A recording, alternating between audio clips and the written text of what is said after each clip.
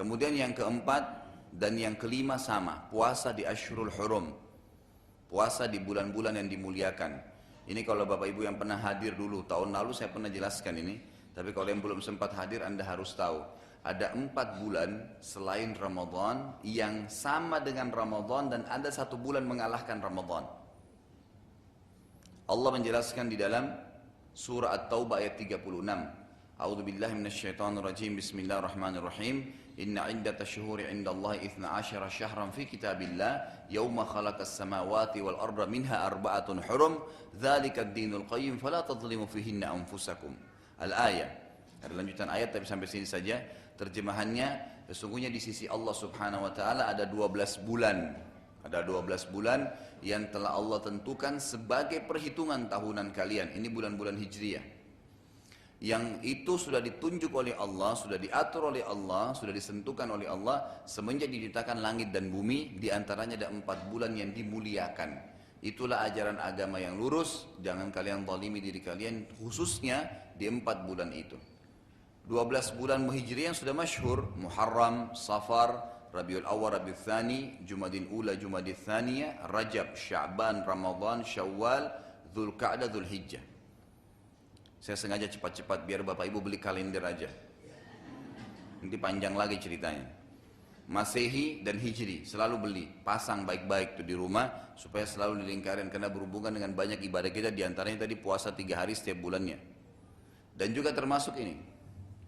4 bulan dikatakan oleh Allah, dari 12 bulan itu ada 4 bulan yang dimuliakan. Kata-kata hurum artinya dimuliakan.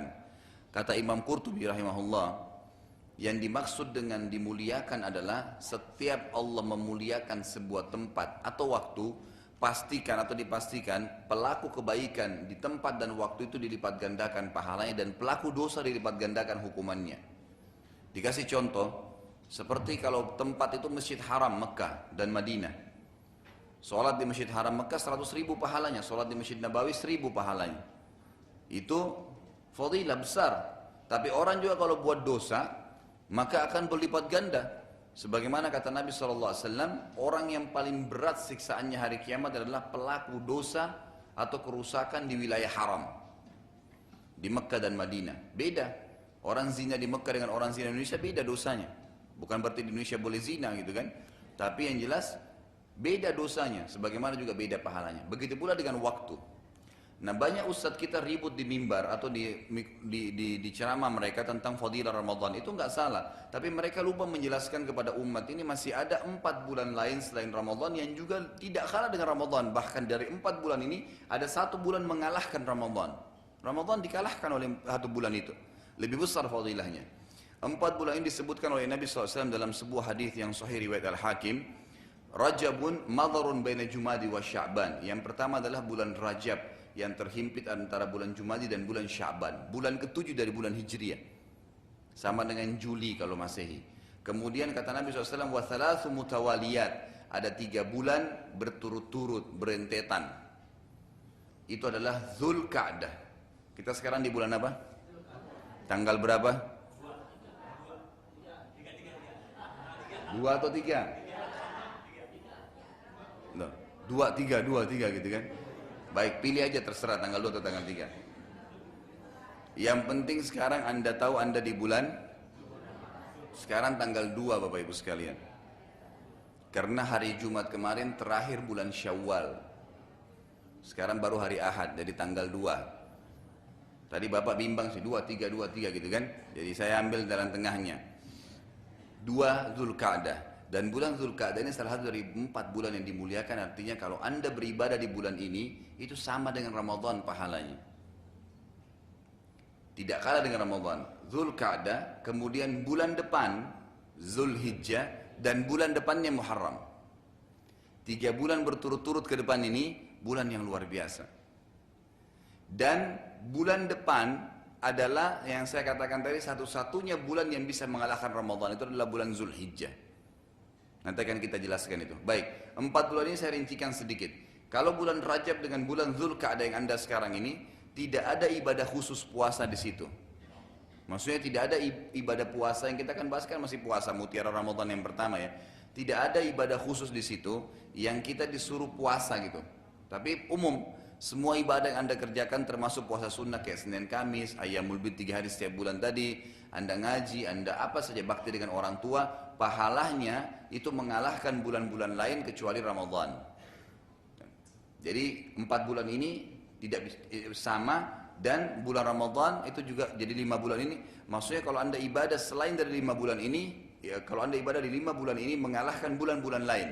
Seperti misalnya bulan Safar, Rabiul Awwal, Rabiul Tsani, Jumadil Ula, Jumadil Tsaniyah, Sya'ban, itu semua dikalahkan ibadah-ibadahnya dengan bulan-bulan ini gitu. Tapi tidak ada ibadah khusus. Artinya semua yang sudah ada perintahnya saja Anda kerjakan. Jadi keliru ya, ini sekaligus saya luruskan, ada banyak orang menyebarkan hadis yang tidak benar tentang Nabi SAW berhubungan dengan masalah Rajab. Seperti sering dikatakan, orang yang puasa hari pertama Rajab diampuni dosanya, hari kedua akan hari kedua dari bulan Rajab akan pahalanya seperti syuhada, hari ketiga seperti para nabi-nabi. Ini luar biasa bisa ngalahin pahala nabi-nabi. Itu enggak benar. Hadis juga yang sering disebarkan oleh sebagian dai kita, tapi ini hadis lemah sekali. Itu semestinya tidak boleh diangkat di mimbar. Yang kata Nabi SAW, Rajab bulannya Allah, Sya'ban bulanku, dan Ramadan bulannya umatku, ini enggak benar hadisnya. Hadisnya ada perawinya membohong, jadi enggak ada. Tapi bulan Rajab tetap masuk dari bulan-bulan yang dimuliakan. Yang penting Anda garis bawahi, tidak ada ibadah khusus, yang sudah ada perintahnya semua itu yang masuk. Seperti Anda sholat 5 waktu, puasa Senin Kamis, Ayyamul Bid, sholat malamnya, mengaji, zikir, hadir majelis ilmu, semua itu mengalahkan bulan-bulan lain gitu. Sama dengan Zulkaadah, nggak ada ibadah khusus. Tinggal 2 bulan yang tersisa. Bulan depan, Zulhijjah, 28 hari dari sekarang, gitu kan? Nanti Zulhijjah dan bulan Muharram bulan depannya baru ada ibadah khusus terutama puasa. Kita masuk bulan Zulhijjah ini penting. Tolong kalau Anda pulang sebentar, punya kalender, ada hijriahnya, lingkarin pakai tinta merah atau spidol merah. Tanggal 1 sampai 10 Zulhijjah. 28 hari dari sekarang. Ini 10 hari Bapak Ibu sekalian mengalahkan kedudukannya 10 akhir Ramadan. Ini penting ya, mengalahkan 10 akhir Ramadan. Nanti akan saya jelaskan, kok bisa? Bukankah di 10 akhir Ramadan ada Lailatul Qadar? Jawabannya iya. Tetap masih dikalahkan dengan malam-malam 10 hari dari bulan Hijriyah, dari bulan Zulhijjah. Dalilnya ada hadis atau ayat Al-Quran dulu. Surah Al-Fajr.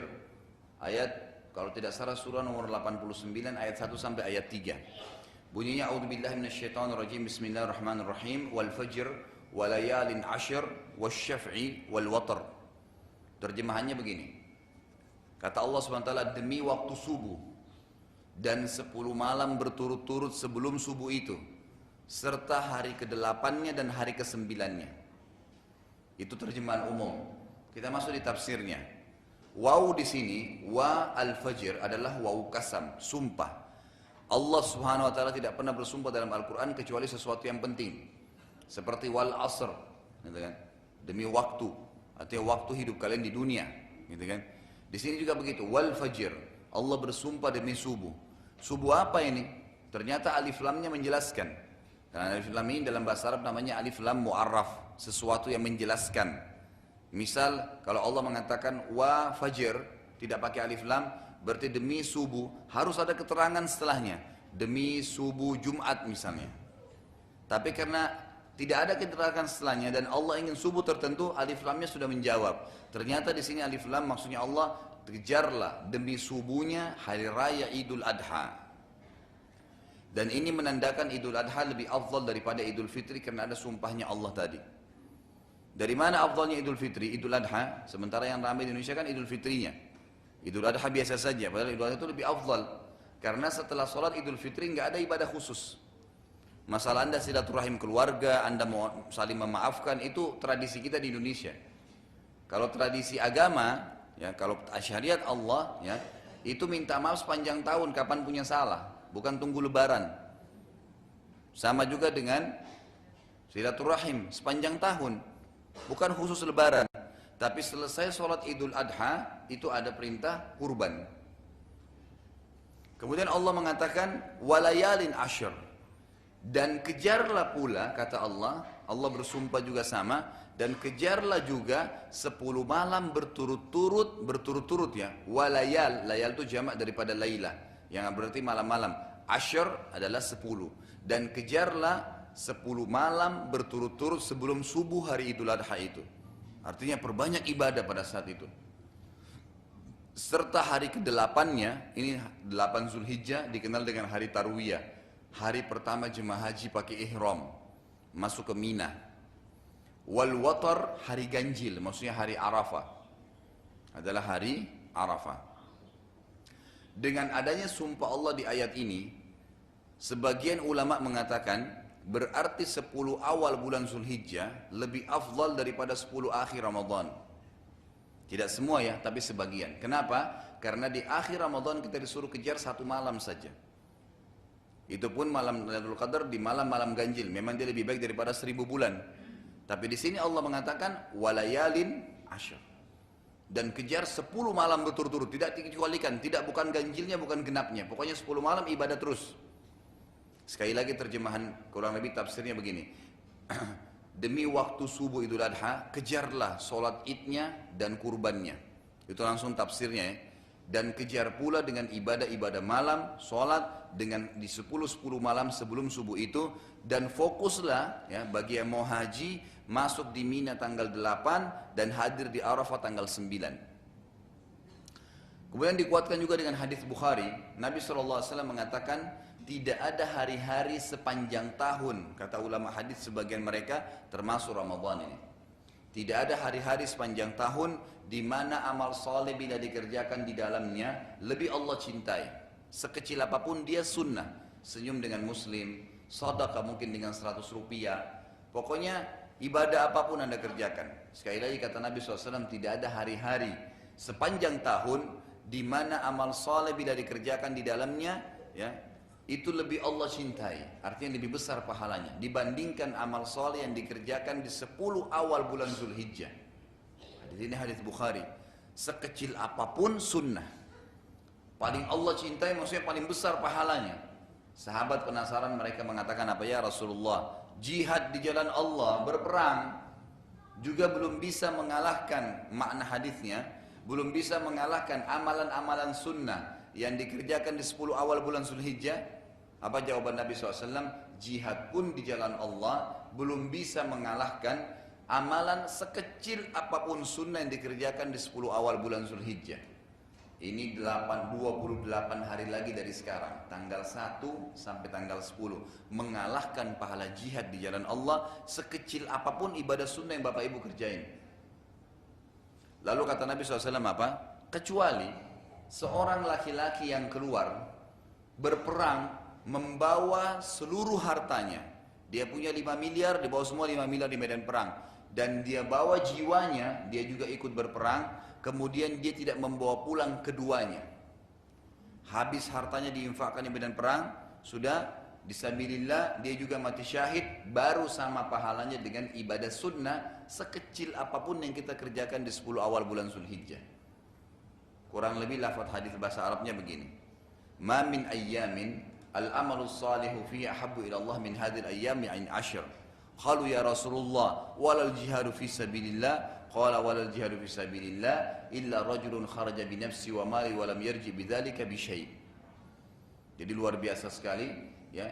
Nanti orang berjihad menghabiskan semua hartanya dan dia pun mati syahid, baru sama pahalanya dengan kita berbuat ibadah sunnah sekecil apapun. Senyum dengan muslim kalahin jihad. Sedekah 100 rupiah kalahin jihad. Pertanyaannya Bapak Ibu sekalian, sudah berapa tahun 10 Zulhijjah lewat Anda tidak ibadah? Maka jangan sia-siakan 28 hari lagi dari sekarang. Kita akan masuk di waktu itu. Baik, dengan adanya ayat surah Al-Fajr serta juga adanya hadis Bukhari tadi, ulama mengatakan dianjurkan setiap muslim yang punya kemampuan puasa 9 hari. 1 sampai 9 Zulhijjah. Tanggal 10 nggak boleh puasa karena Idul Adha. 1 sampai 9. Malam harinya tahajud. Siang hari juga mengaji, sedekah, ibadah semua. Karena itu bisa mengalahkan jihad. Mengalahkan pahala jihad, gitu kan. Bagi yang tidak mampu 9 hari, minimal jangan kehilangan tanggal 9-nya. Langsung senyumnya lebar ya. Tadinya kan 9 hari banyak. Begitu dibilang 9-nya, nah ini kebetulan. Bukannya malah senang kalau 9 hari mau dikerjain gitu. Baik, minimal tanggal 9-nya. Kalau ada yang tanya kepada anda, dari mana dalilnya Ustaz puasa 9 hari itu? Ulama menjelaskan dengan 2 hadis Bukhari. Hadis yang pertama, yang tadi, yang kita sudah sebutkan, tidak ada hari-hari sepanjang tahun di mana amal soleh kalau dikerjakan di dalamnya lebih Allah cintai. Nah di sini semua amal soleh kata ulama, semua amal soleh masuk, dan amal soleh yang paling afdal dijelaskan di hadis kedua Bukhari tadi. Yang kata Nabi SAW, Allah berfirman di hadis Qudsi, semua amal ibadahnya anak Adam, ya sholatnya, ya apa saja ibadahnya selain puasa, sudah ditentukan pahalanya 10-700 kali lipat, kecuali puasa dia milik saya dan saya akan balas. Kata ulama, berarti hadis ini sinkron dua-duanya. Yang pertama, ibadah apapun dikerjain 10 awal Zulhijjah lebih mengalahkan jihad. Dan hadis yang kedua tadi yang disebutkan Bukhari, yang kita jelaskan di awal pertemuan tadi, itu menandakan puasa adalah ibadah yang paling besar. Maka dianjurkan puasa. Kemudian kalau tanggal 9-nya, dalam hadis Bukhari Muslim disebutkan, bahwasanya Nabi SAW waktu ditanya tentang puasa hari Arafah, sehari saja puasa ini, bisa mengampuni dosa setahun yang lalu dan setahun akan datang. Tapi dosa-dosa kecil. Ya, dosa-dosa kecil. Kalau ada yang iseng bilang begini Bapak Ibu sekalian, misal ada teman anda bilang, kalau puasa Arafah diampuni dosa setahun yang lalu, 12 bulan, dihapusin semuanya, tapi dosa kecil ya. Dan setahun yang akan datang diampuni lagi, belum dibuat sudah diampuni. Kalau gitu saya boleh buat dosa. Sudah banyak dosa saya diampuni, dan setahun lagi belum dikerjain sudah diampuni. Gimana caranya kita jawab orang ini? Dengan 2 poin. Yang pertama, dari mana jaminan puasa anda Arafah sudah diterima sama Allah? Sehingga anda sudah punya sertifikat pengampunan setahun sudah didapatkan. Yang kedua, kata ulama, kadar dosa itu kita nggak pernah tahu. Bisa saja melihat yang haram sekali, itu kadar dosanya 30 tahun. Mungkin orang durhaka dengan orang tua, kadar dosanya 200 tahun. Mungkin orang pernah menipu orang, kadar dosanya 70 tahun. Berapa banyak yang selama anda lalui 40 tahun, 30 tahun, 20 tahun yang lalu dosa yang kita lakukan. Mungkin sekarang, mungkin umur kita 70-80 tahun. Allahu a'lam, anggap sampai 100 tahun. Tapi dosa kita mungkin 3.000 tahun, 2.000 tahun, kena numpuk. Jadi kalau diampuni dengan puasa Arafah sehari berarti masih 1 tahun. Kalau dosa anda 2.000 masih 1.999 tahun yang harus diampuni. Jadi tidak boleh dianggap remeh gitu. Bukan berarti ini bisa dikatakan, oh sudah diampuni. Karena pernah saya temu orang begitu. Saya subhanallah tanpa sengaja ketemu orang di masjid, masih kerabat saya gitu. Kalau saya lihat sih dia tidak bercanda ya. Waktu itu kebetulan malam 27 Ramadan, kemudian duduk di masjid.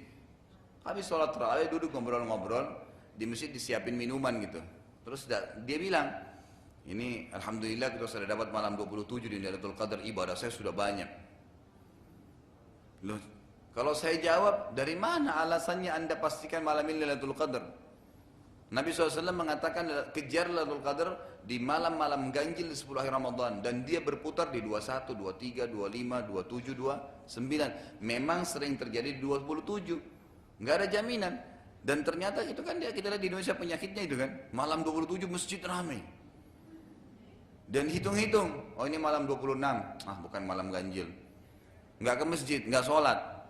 No, kenapa? Sementara kata para ulama hikmahnya, malam-malam ganjil itu subhanallah bisa dikatakan hampir terjadi setiap malam. Karena selisih waktu, kan gitu. Kayak kita sama Saudi bedanya 4 jam. Kita udah malam, mereka masih belum malam. Mundur 4 jam. Jadi kalau kita sudah subuh, itu mereka baru malam. Jadi terus terjadi, kita sudah pagi, sudah puasa 28 atau sudah masuk ke 28, puasa 27-nya malam 28, itu Saudi juga masih baru masuk malamnya, itu mundur 4 jam. Belum negara-negara lainnya mungkin selisih 6 jam, 8 jam dan seterusnya gitu. Jadi nggak boleh kita salah paham dengan masalah seperti ini. Baik, selanjutnya ya dianjurkan anda tentu berkurban. Ini saya tidak bahas lagi karena kita ringkaskan ya. Yang tanggal 10-nya, tapi ada hari-hari yang anda perlu tahu diharamkan puasa, tidak boleh. 5 hari ya, 2 hari hari raya, Idul Fitri, Idul Adha. Dan 3 hari berturut-turut itu di hari tasyrik namanya. Itu 3 hari setelah Idul Adha. Jadi tanggal 10 Zulhijjah itu kita nggak boleh puasa karena hari kita menikmati kurban. Kemudian setelahnya 3 hari, 11, 12, 13. Yang penting juga Anda harus tahu pada saat Idul Adha disunnahkan atau dianjurkan, wajib sebenarnya bagi yang mampu untuk berkurban. Dan paling afdal kurban dengan kambing. Walaupun Anda mampu dengan sapi boleh, unta boleh, tapi tetap lebih afdal kambing karena Nabi SAW berkurban dengan kambing atau domba tepatnya. Dan dikatakan dalam hadis Bukhari, domba itu kalau makin berwarna putih hitam makin besar pahalanya. Ya. Yang penting umurnya 6 bulan kalau domba, kemudian kalau kambing itu 1 tahun, kalau sapi minimal 2 tahun, baru bisa disembelih. Kemudian juga dianjurkan agar Anda berkurban masing-masing semuanya mampunya 2 ekor, 2 ekor, 3 ekor, 3 ekor, sebanyak mungkin. Nabi SAW berkurban untuk diri beliau 120 ekor. Masih terbuka sampai hari tasyrik. Baik.